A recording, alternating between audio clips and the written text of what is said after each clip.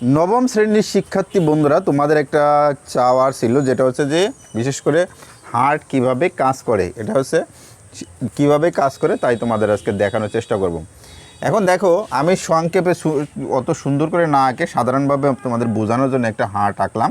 এটা যদি একটা হার্ট হয়, এই হার্টের হচ্ছে দেখো যে চারটা পোর্শন বা চারটা যে জায়গা থাকে যেখানে হচ্ছে ব্লাডটা আসে এবং হচ্ছে সারা শরীরে ব্লাডটাকে সার্কুলেট করা হয়। এখন এক নাম্বার যে চেম্বার থাকে সেই চেম্বারটার নাম হচ্ছে ডান অলিন্দ বা রাইট অ্যাট্রিয়াম, এটা বা ইংরেজিতেও বলা হলো রাইট অ্যাট্রিয়াম।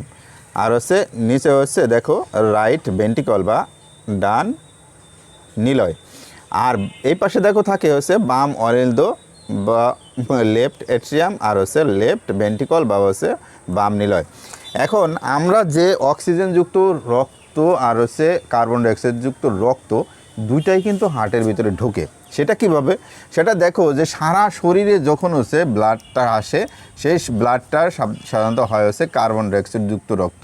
অর্থাৎ এটা হচ্ছে কার্বন ডাইঅক্সাইডযুক্ত রক্ত ব্লাড, সেটা হচ্ছে প্রথমে হচ্ছে ডান অলিন্দের ভেতরে ঢুকে এবং এইখানে যখন ব্লাডটা পরিপূর্ণ হয়ে যায় তখন কিন্তু এই যে চেম্বারটা থাকে এই চেম্বারে কিন্তু চাপ দেয়। এই চাপ দিলে যে কাজটা হয়, এটা হচ্ছে একমুখী একটা দরজা বা ভাল্ব থাকে এবং এটা হচ্ছে খুব সহজেই দেখো যে এই পথ দিয়ে কিন্তু সে এই যে ডান নিলয়ের ভেতরে আসে।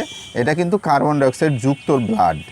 এই ব্লাডটা খুব এই যে যখন হচ্ছে ডান অলিন্দের উপরেও যখন একটা চাপ পড়ে, যখন চাপ দেয় তখন কিন্তু সে চলে যায় হচ্ছে ফুসফুসে এবং এই কার্বন ডাইঅক্সাইডযুক্ত রক্ত ব্লাডটা চলে যায় হচ্ছে সরাসরি ফুসফুসে। ফুসফুস সেটাকে আবার কি করে কার্বন ডাইঅক্সাইড এবং অক্সিজেনের এক্সচেঞ্জ করে, সেটা নিয়ে আজকের কথা বলবো না।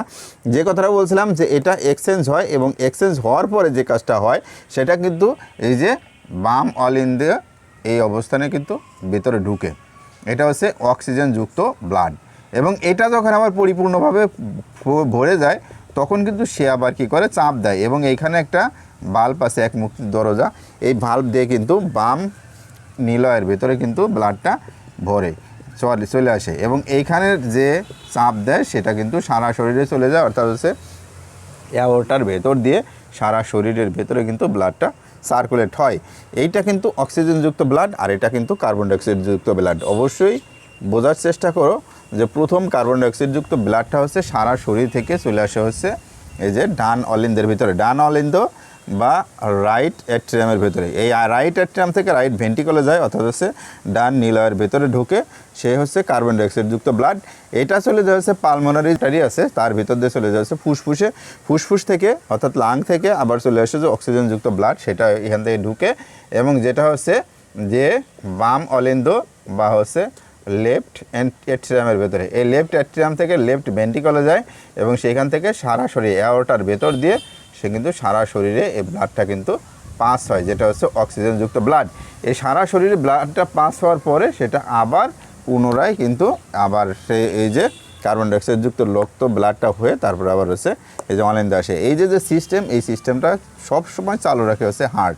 যদি কোনো কারণে চালু না রাখে তাহলে তো বুঝতেই পারছো হার্টটা থাকবে না, মানে চলবে না, অর্থাৎ হচ্ছে ওই বডিটাও পড়ে থাকবে।